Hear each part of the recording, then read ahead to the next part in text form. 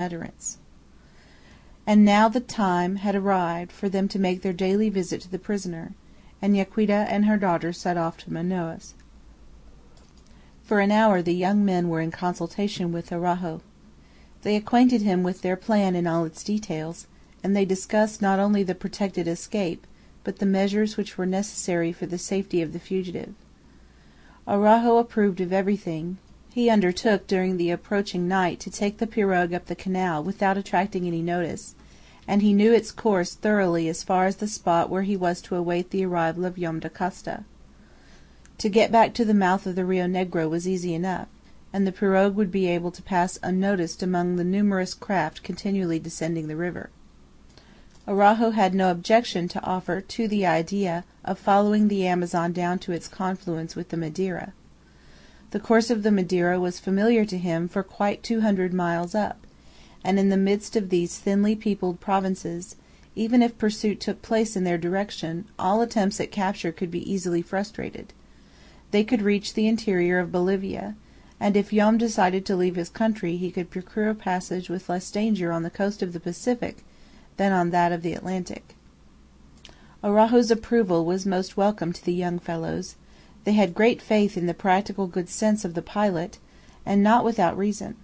His zeal was undoubted, and he would assuredly have risked both life and liberty to save the fazender of Iquitos. With the utmost secrecy Araujo at once set about his preparations.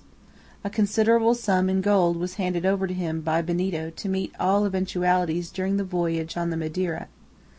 In getting the pirogue ready, he announced his intention of going in search of Fragoso, whose fate excited a great deal of anxiety among his companions. He stowed away in the boat provisions for many days, and did not forget the ropes and tools which would be required by the young men when they reached the canal at the appointed time and place. These preparations evoked no curiosity on the part of the crew of the jangada, and even the two stalwart negroes were not let into the secret. They, however, could be absolutely depended on. Whenever they learned what the work of safety was in which they were engaged, when Joam Dacosta, once more free, was confided to their charge, Araujo knew well that they would dare anything, even to the risk of their own lives, to save the life of their master. By the afternoon all was ready, and they had only the night to wait for. But before making a start Manuel wished to call on Judge Jarriquez for the last time. The magistrate might perhaps have found out something new about the document. Benito preferred to remain on the raft and wait for the return of his mother and sister. Manuel then presented himself at the abode of Judge Jarriquez, and was immediately admitted. The magistrate, in the study which he never quitted, was still the victim of the same excitement. The document, crumpled by his impatient fingers, was still there before his eyes on the table. "Sir," said Manuel, whose voice trembled as he asked the question, "have you received anything from Rio de Janeiro?" "No," answered the judge. "The order has not yet come to hand, but it may at any moment." "And the document?" "Nothing yet," exclaimed he. "Everything my imagination can suggest I have tried, and no result." "None?"